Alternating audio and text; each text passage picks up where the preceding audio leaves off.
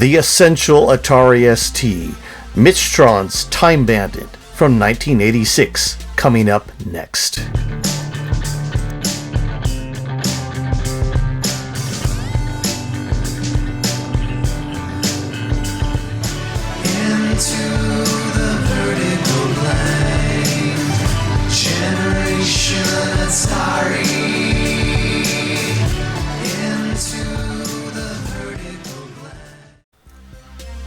Hi, this is Jeff, 8-Bit Rocket, and today we begin a new video and audio podcast series.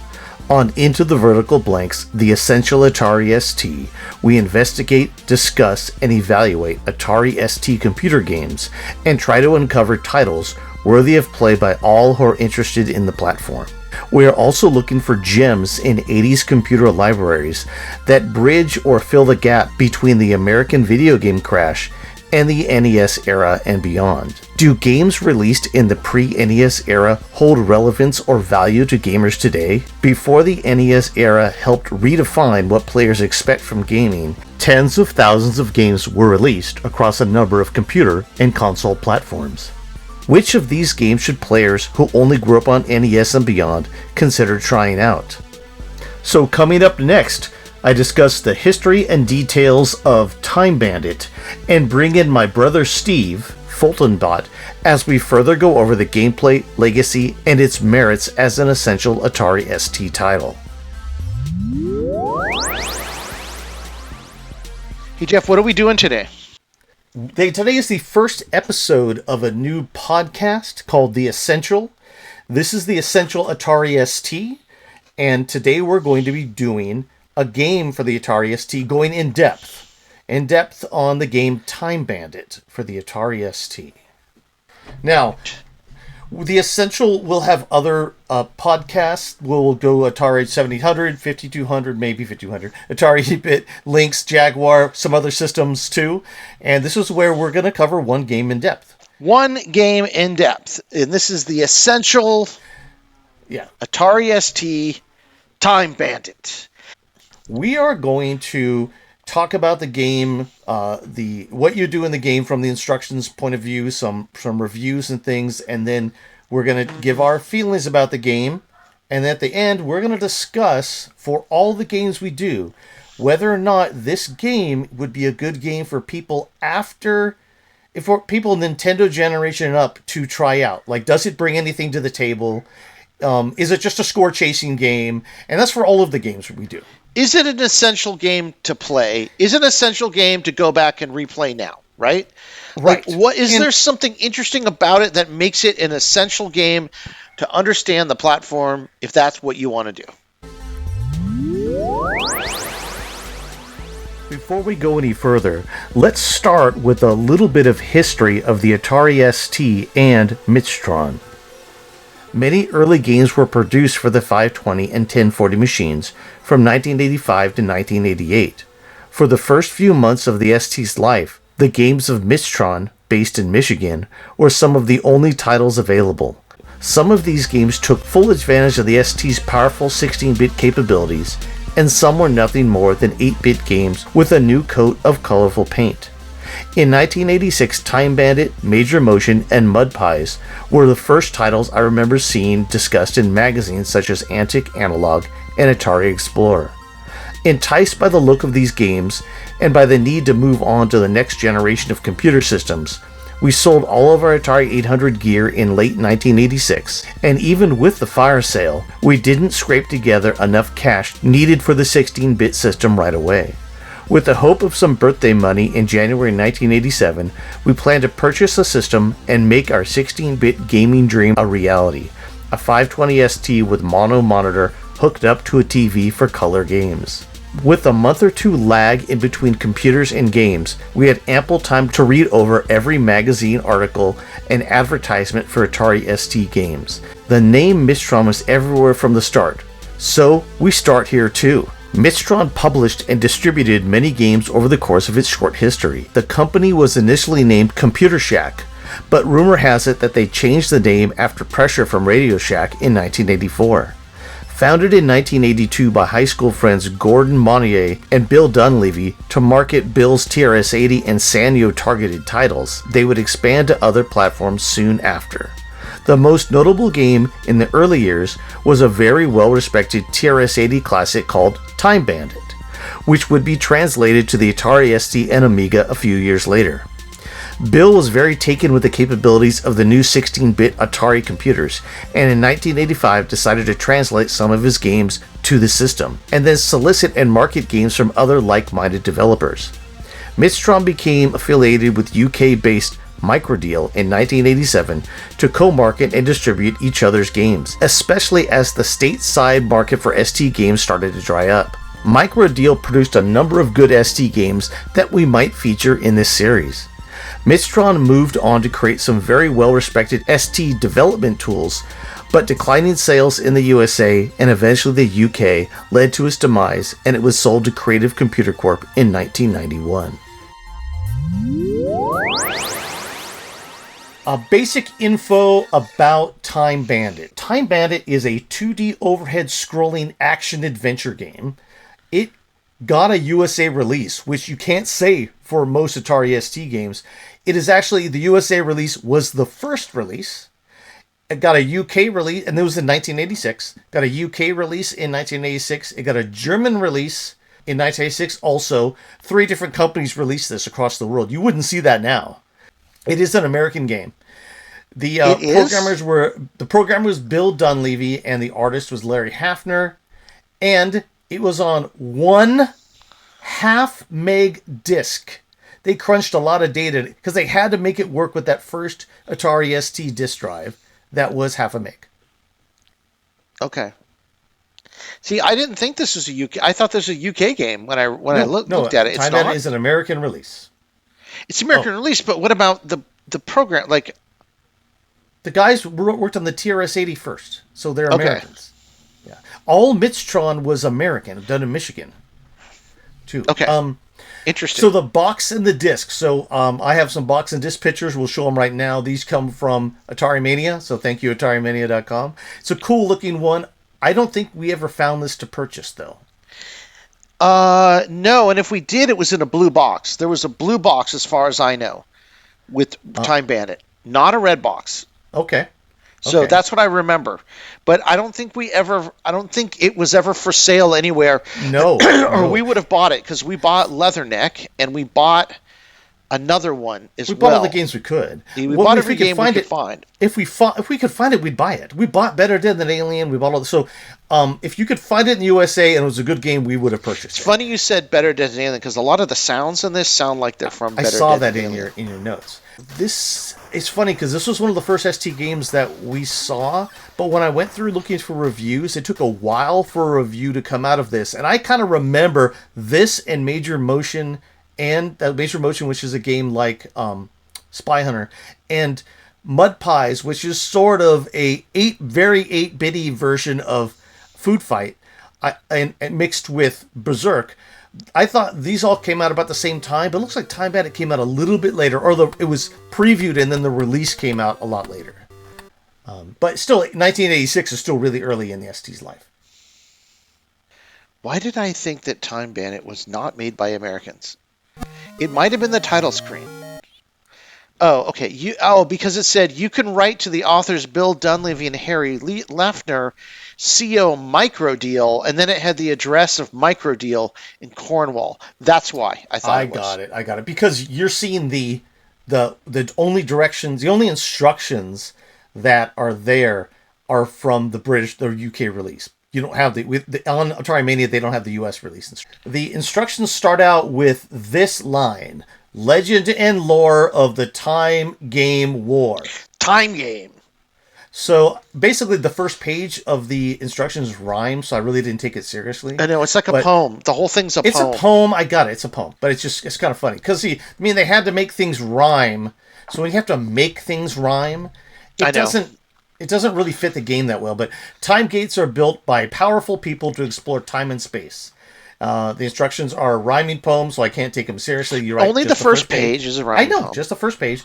Essentially, you are the Time Bandit, and you must travel from castle to starship to desert and many more, and finally conquer 4D, the most ominous place. Okay, I just want to say this. So the fact that there's a poem in the first page, the fact that this game has crammed so much into it, I feel like this is like someone's magnum opus. This is Bill Dunleavy's magnum opus. He threw everything into this game he could possibly think of. That's what I feel about it. 100% agree. And it goes into the game design too, and everything that's in it. You can tell that these guys, they started this game out on the TRS-80, and then they got to the ST and said, we have room to do everything we want to do. That's right. You start on an overhead world map while trying to enter time gates. You don't have to try, you just do it. Except there's some that are kind of hidden that I couldn't get to. Yes, so maybe you get to a new time gate land and you are trapped there. Or you're trapped until you can find the key to get out. Objectives: you must fire your missiles, find keys to open pulsating locks, and find the way out. And in some cases, there's also other stuff to do there too, like learning certain information for later. Right. Anyway. Right. We'll go through some of that in here. So gameplay, more gameplay. Special objects in lands. You'll find things like one-way doors, ladders and pits to upper and lower levels, red transporter discs to other locations, and text adventures. Yes. You start with 10 lives. I played an unlimited lives version. You collect treasures and shoot all guardians for score. And you earn extra lives at 10,000 points. That's not going to matter. The video we see playing of the game is me playing the game for about an hour with unlimited lives. So I would say that if you're going to play this game, play with unlimited lives and with the save game in your emulator. It's the only way to play it. Right. And we'll explain later why I think the game's not successful, and that's one of the reasons. Right. Each of the 16 lands has 16 levels, 4 phases and 4 sub-levels to conquer before you can finish the game. So it says 16 times 16, right? That's a lot. That's a lot of levels, right? Yeah. I think it's 256. It's a lot of levels. So that's a lot of levels, and it's a lot. Monsters appear from portals like the monster generators. So we're going to get to We'll get to the game design. Yeah, exactly. Some levels have puzzles to solve to get rewards or to escape. You can collect scrolls, artifacts, and other clues, and you can read them. Now, I don't know if there's anything else to collect. Like, I didn't see anything like spells or weapons or anything, so the scrolls, I think, are just text. But there are even some text adventure like questions. These may require 2 or 3 word clauses, usually get and use. There's more than that, though. Like, you had to answer questions like, other things. There's some places where it asks you for a code, and you have to collect the code information and stuff like that. The spaceship levels were really interesting. There were some that were very elaborate. Can you describe a little bit about what you do in this game, basically, when you started up this game? Okay, so this is what you do in this game.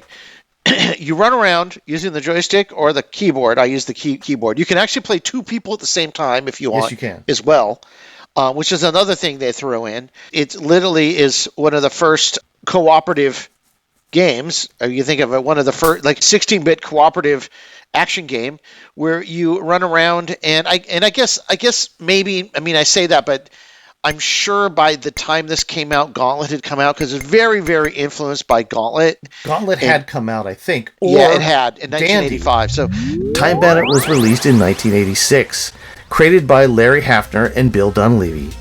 It's an action-adventure maze-based shooter that too often has been mistaken as a Gauntlet clone. From an interview AtariLegend.com did with Harry Lafner, Harry said, "Actually, the game was originally called Pharaoh and was heavily based on the arcade game Tutankhamun. In fact, it even predates Gauntlet, having been a TRS-80 and Sanyo game in 1982, and the Gauntlet arcade game was released in 1985 by Atari, based on an Atari 8-bit game named Dandy."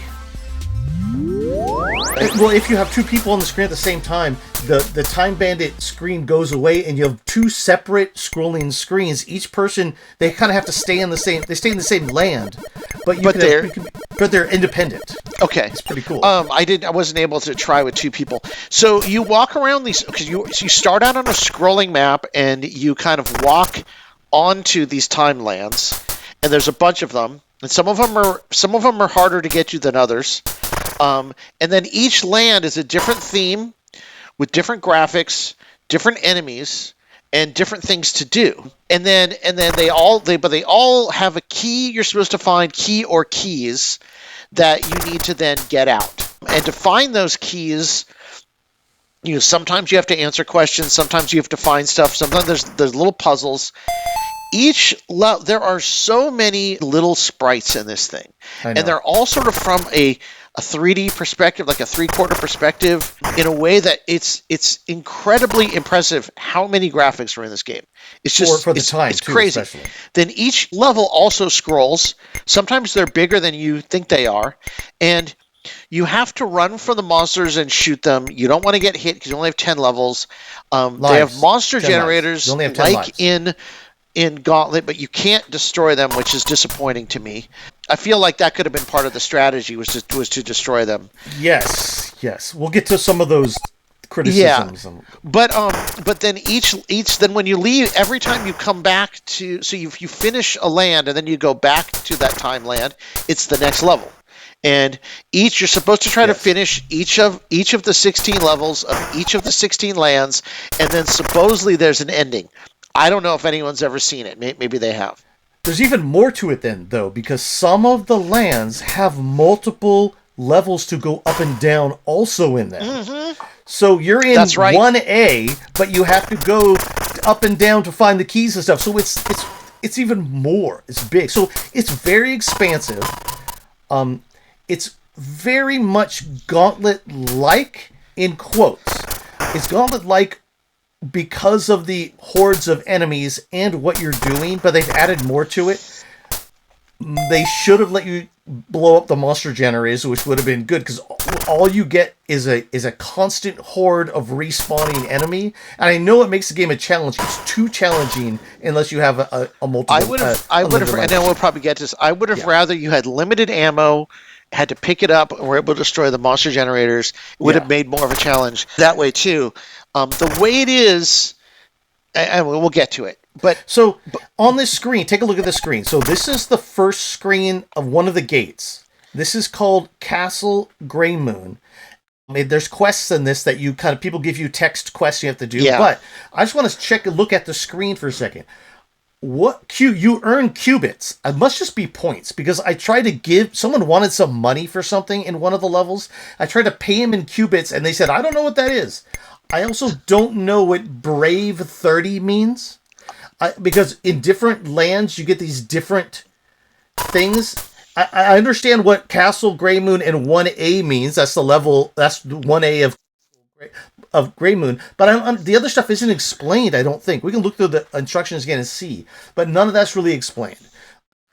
By the way, there's a copyright on there right under time. It says 1985. So they might have finished it then. So this was previewed in magazines in 1985. There's an overworld which I'll show on video right now, running around. You go to the overworld, and then some time gates you just walk on top of. Some just run into you while you're walking around. So let's go to the next one that I didn't get them all. Okay, so here's King's Crown. Uh-huh. And King's Crown is sort of, you're in a castle. Yes. But also the graphics in this are kind of, if you look at the colors, they share some graphics. It shares graphics with Castle Grey Moon. So that's a little... And those eyeballs show up everywhere, by the way. I love the eyeballs, by the way. That's why they show up everywhere. Shooting the eyeballs is awesome. Okay, so the next one that I found was Underworld Arena, which I love this shares... one. Sorry. I love the arena for some reason. Underworld Arena, which is like an arena, but even if some of them look similar, there's unique enemies. Even if they share some enemies, there's unique enemies in all of them. Yeah, everything's really cool. There's something unique or all unique in every one of these. In every one, right, exactly. And different game types, too. I mean, they're all like this one. Shadowland. The Pac-Man land. Is Pac-Man, which is pretty damn cool. Yeah, I liked it. I liked the It's Pac-Man actually land. one of the best scrolling Pac-Man games on the Atari ST. There's other good ones, but it's a really good one. Okay, so Omega Complex, I think, is a giant spaceship with little robots and these weird diamonds. When you pick up those diamonds, I think all that monsters pause. Freeze. Diamonds may just get you more qubits too. I'm not sure. They might. Something you pick up makes them freeze. Oh yeah, okay. I will. I think that's in the instructions. I have some more information about that. Let's see if we can find that. Major Hazard is another one, and to me, this looked a little bit like Doctor Who, just a little bit. There's another one that looks like it too. Like there's these little robots and stuff, but it's another one kind of in the future. Like you can't really tell what time that one and the last one are in. It's a future time.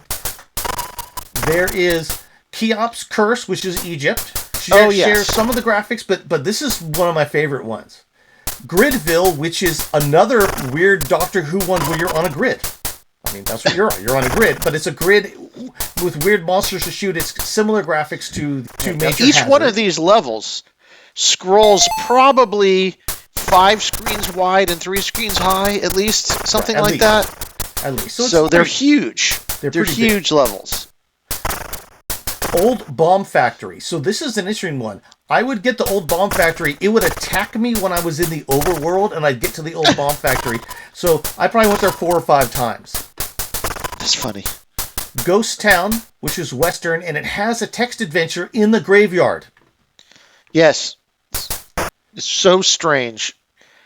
But not bad strange, just interesting. There's a Sentinel. I can't tell what time this is. It's ancient time of some sort.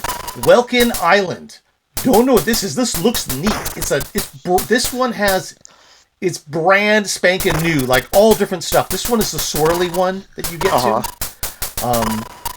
And then there's the Excalibur. This is a space cruiser you're on. Some similar graphics to some of the other ones, but you're on a space cruiser, and there's an adventure. There's text instructions and things you need to turn on, and there's like quests in this one. This one seems to be like one that Bill and Harry wanted to make a separate game, and they just threw it into here also. I don't think that I literally don't think that when it's a second game. I swear to God, Bill Dunleavy, and to some extent Harry Lefner, he threw everything he ever wanted to do in a game. That's what I mean. He wanted to make another game. He just said, "Let's put it all in this game." Yeah, and then let's see, Dark Side Dare, which is a really weird looking one where everything's kind of shaking, and lots of weird little green creatures to shoot, money to collect. And Hotel California, which looks similar to some of the other ones, but it's like a Western, kind of a California culture style one. old California culture. And the Omega Complex, which I thought this was the final one, but I'm not sure because it's not 4D. But Omega Complex is another space-themed one. Originally, I thought 4D might be a final level, but now I think 4D just means the 16th level of each one of the lands. And the 2-player game. Do you want to read about the 2-player game, Steve? Yeah, 2-player game. 2 players work together to solve the game. Players play in the same lands, but in their own windows. If one player's game is over, he will haunt the other player as the Dark Shadow. Now, that's pretty awesome. Controls. The arrow keys in space or fire and the joystick. Escape to leave dialogue boxes. That's pretty self-explanatory, kind of. P for time stop spell. That's just his pause. They called it a time stop spell. It's one of the few places in the instructions that weren't part of the poem where they kind of added some other things. Right. Sort of context. The pivot. Stop in place, hold a button down, and stay in place and fire in all directions. Just like Food Fight when you're throwing the watermelon. Oh, cool. Okay. So here's some critics' reviews. Before we get to the critics' reviews, here's something I wrote about the game about 15 years ago. Let's see if I still feel the same. So, how does the Atari ST version of Time Bandit shape up?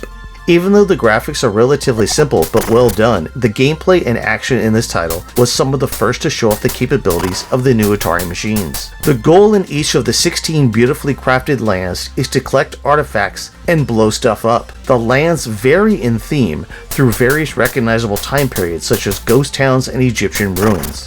You start with 14 lives and receive an extra life after you collect 1,000 qubits. You can earn qubits by solving puzzles, collecting artifacts, and shooting stuff, like snakes and hilarious rolling eyeballs. There's even a level that contains an entire text adventure to play through.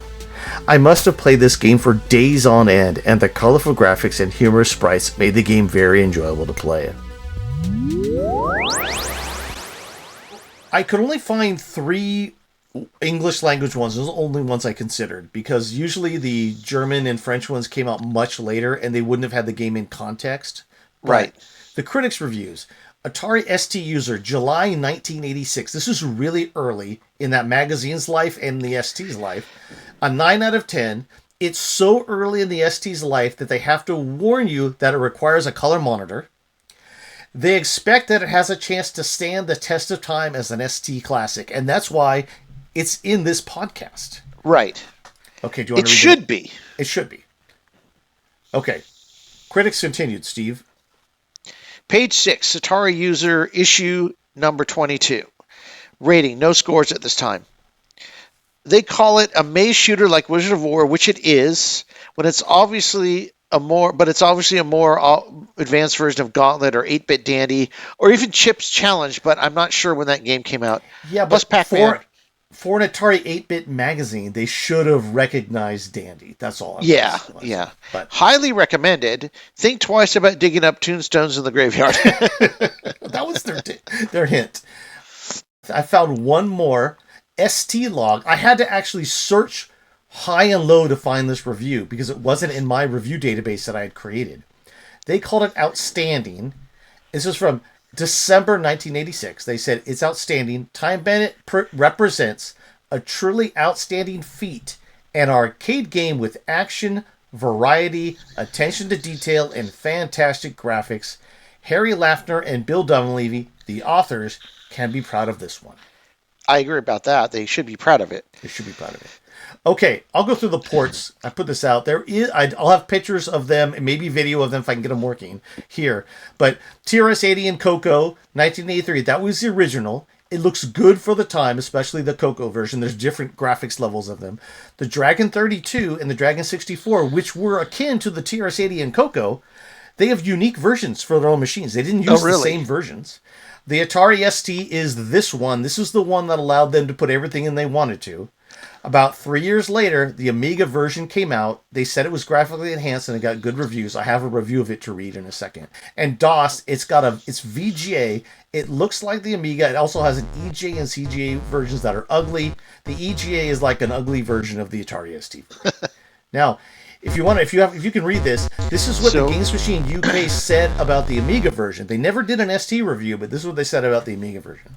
The Atari ST version of Time Bandit is knocking around on the years, but is considered to be a classic. The Amiga version doesn't significantly improve over it, but that's by no means a bad thing. The graphics are colorful with some small and nicely detailed sprites.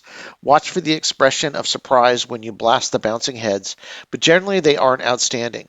The sound is also weak and could well prejudice Amiga owners who tend to expect their games to be visually and aurally loud. However, Time Bandit has two things which are lacking in many Amiga games at the moment. Playability and depth. The action is fast and furious, with a host of hostiles to blow into oblivion. Complementing the shooting element is a text adventure and a Pac-Man game. There are also puzzles to solve, objects to collect, signs to read, tasks to complete. The depth is incredible.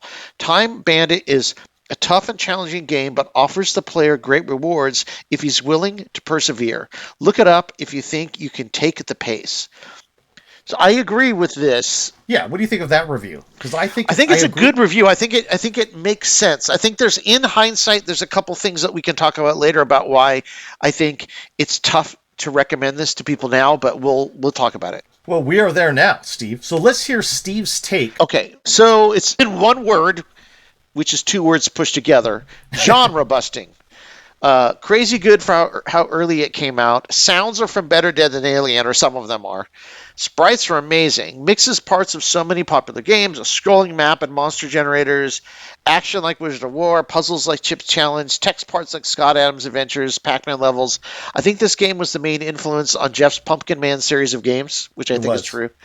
Would be better remembered if it had save features and was not a strict arcade game with a high score table. Exactly. So that is kind of what I love this. I think it in some ways it's very, very similar to me to how I feel about Lost Dutchman Mine. Okay.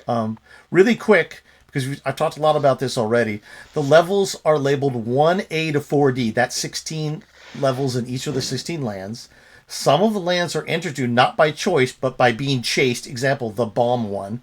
It looks like it started as Gauntlet, and then they said, hey, let's throw in all the game ideas we ever had.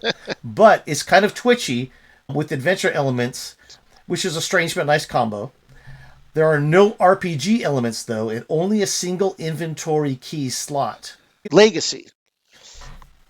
This is Bill Dunleavy's only ST game. He also worked on a DOS Amiga version and a whole slew of TRS-80 games.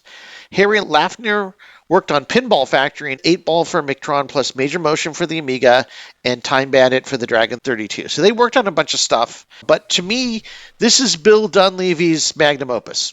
Right. Here's our discussion point on this game and probably all the games going up, because what I see on the internet and all these podcasts is a distinct change and maybe not a recognition of computer game advances when it comes to console games, talking about like when Jeremy Parrish does this stuff or the Retronauts do this. They kind of have gone back a little bit in their hindsight and said, oh, look at Impossible Mission. That's kind of NES-like, right? So they do a little bit of it. But because computer games were so niche, even Commodore 64 games were niche, people don't recognize some of the advances that were made before. Is this a game that is good enough for NES and beyond game players to enjoy? That's the point here. I'll say there are 3 games that I think define, or maybe 4, define what an NES game is that a older video game was not, right? And that would be Super Mario Brothers. Mm-hmm. That would be Legend of Zelda. Mm-hmm. That'd be Metroid, which I'm not really a fan. I never really played, but I know people love it as an action adventure game, or Metroidvania, whatever you want to call it. And then I would also the 4th one would be Dragon Quest. What about Castlevania though? So is Metroid a Castle? Sure. Is Metroid and Castlevania are basically in the same? Sure. Okay. So a Metroidvania game. Yeah. So if you take those genres, which really, and there's many more, but like they did some things very interesting. Like obviously Zelda had a save slot. You could play the game longer than just one sitting, right? Same, Super Mario Brothers was really, really hard, but it had all these secret things that made you want to keep coming back. Very satisfying to be able to play that game. I think that, and then obviously, like a Dragon Quest is an actual RPG with save slots and stuff that they could never do. They rarely, if ever, did on a console before that. I say rarely only because I don't want to say maybe there was something. Yeah, there probably was something like that. Dragon Stomper, you couldn't save, so you had to play it all in one sitting. Unfortunately, this game falls into the original category in that it's got a high score list, which really no one cares about score past 1986, really, right? It's more about completion. It's more about the story. It's less about just a score. Also, this game is super hard. And like you said, there's no real RPG elements or ways to make yourself better. You really just pick up one item, which is a key, and you have the same shots the whole time. And then, but there's a lot of it, right? There's a huge amount of this game. There's 256 levels or whatever, and they're all different. If there had been a way to save, and I know you can replicate this now by just having doing the unlimited lives and then using the save state in your emulator, I think it's there. But for what it is when it was released, it was amazing, but it wasn't different enough to it would not interest those kind gamers. Of agree. I do think this is an essential Atari ST game. This is a game that should be on an ST Mini. Sure. Essential ST game in that it came out early on. These guys pushed the envelope for games past what was on the 8-bits in a really early game, saying, wow, look at all this space. They used the space and made lots of little levels and lots of really fun stuff and threw in all their game ideas. But it's still, all the game ideas are still rooted in games that came out before 1985, right? There's no, the new ideas there's no ideas that advance game design. That's not to say it's not a hell of a game, right? Like it's not a hell of a game. It's essential in that it's an in-betweener. I was going to say, kind of reminds me a little bit of how I feel about Lost Dutchman Mine. Right. Which is like a little RPG. It's more like a Cinemaware game where you've got these little arcadey mini games in what you're trying to do. But Lost Dutchman Mine also is one of the games where, like, if it was made on the NES or Sega or something afterwards, the game would have had much different elements to it. Right. It would have been more attuned to being our little mini games would have been better mini games most likely, because you weren't just using a mouse. But it's still essential game. I mean, we're not going to do essential Lost Dutchman Mine because we already have a whole movie about it. But or maybe we can. Just like I couldn't recommend Lost Dutchman Mine to a gamer from this age because they wouldn't get it, I can't recommend this game either. Right. It's for me, it's great, and I just can't recommend it to say, if they look at it, be like, what is this?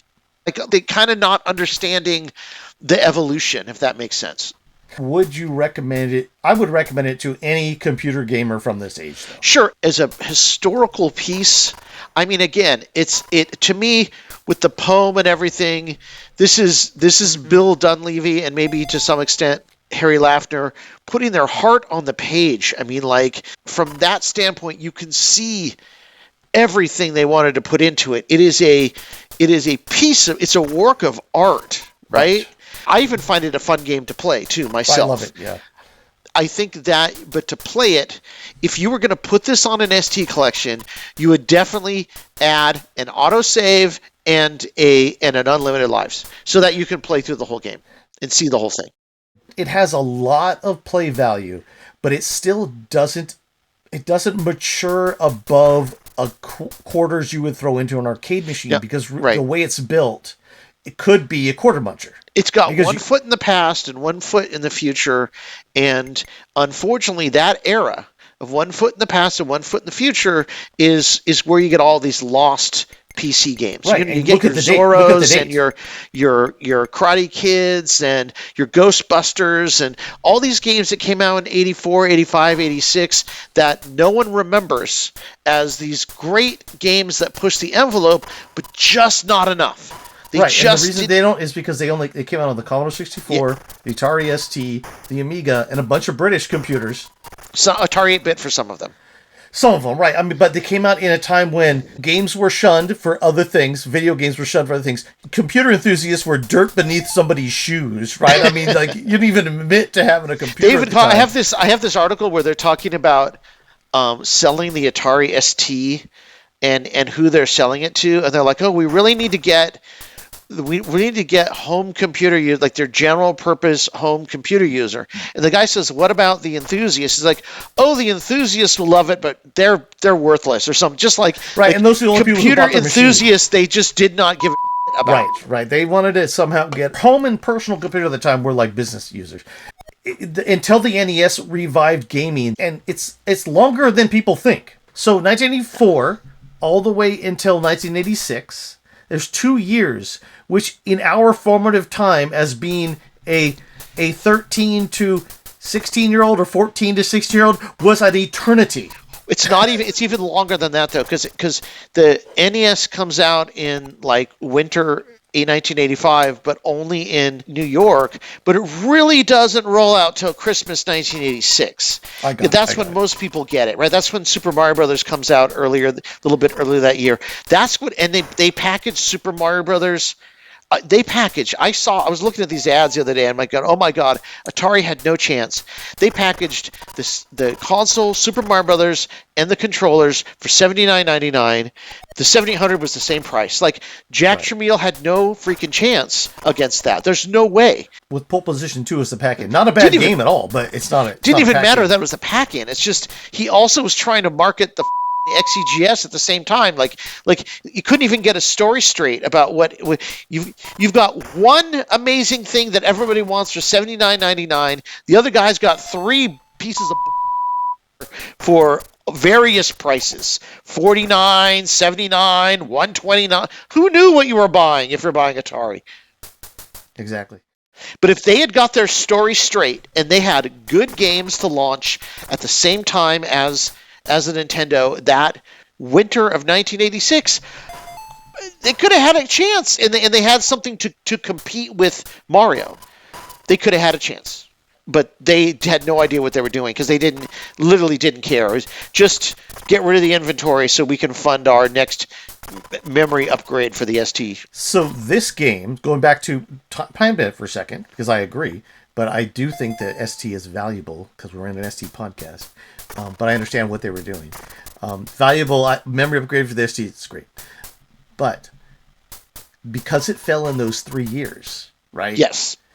Between 84, 85, I say anything that falls in 84, 85, and 86 up until November is really there's like 3 years. That's almost a full school generation of kids that aren't a high school generation that aren't playing video games. That have no video game. They're not playing video very games. Little, right? Very little. And that it fell in those 3 years, and that's where you get that hybrid period where Super Mario Brothers has not taught you the crate button locations of jump and that's right, and fire. There's whatever, and they haven't created the actual game design concepts of you don't die on every hit, like all those things that Nintendo sort of is given the credit of creating, which fair or not, whatever. Those weren't in vogue yet. And so you get all these games in the middle here that are sort of a nebulous version of maybe they got some of that, maybe they didn't, and this one falls directly in there. I wouldn't say that Nintendo invented any of that stuff. They just perfected all this stuff and put it all together and also made the games really good. Yeah. So that's what they got. And not that this isn't a good game, and not that Zorro and Bruce Lee and Karate Kid and all those other games that came out weren't also great games. They were, but they just didn't have the elements. Right. They just didn't have the perfected elements that would make people remember them. Okay. I think some of those actually came out of Nintendo too, by the way. They did, but they came out afterwards. But yeah. So is Time Bandit an essential game for any Atari ST fan? I'd say so. It's certainly not without its faults, but it's definitely a must-play game on the system. As we discussed, while it doesn't really bridge the gap between the Crash and the NES, it kind of is a culmination of every pre-Crash gaming aesthetic rolled into one, faults and all. Taken as a pure action game, I do think some NES and beyond console gamers might get a kick out of it, but only for a short while. Well, Steve, that is the first Essential podcast of the Essential ST. So this game is essential, though. I think if you want to know what the ST was about, you've got to play this game. This is one of the essential games. Okay, until next time, into the vertical blank. Into the vertical blank.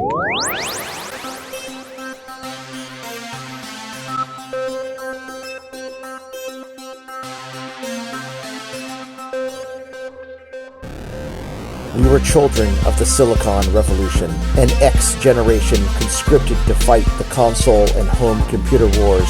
A product of an analog 70s childhood, we came of digital age in the 80s, believing we could affect the world 8 bits at a time. Armed with joysticks, full-stroke keyboards, Jolt Cola, and MTV haircuts, we proceeded into the vertical blank. There, we stayed up late at night, devising incantations from D&D rulebooks and beginner's all-purpose symbolic instruction code. Video games were the match, and programming was the fuse, as the infinite possibilities of the digital world exploded into the internet age to come. We are Generation Atari. Into the vertical blank.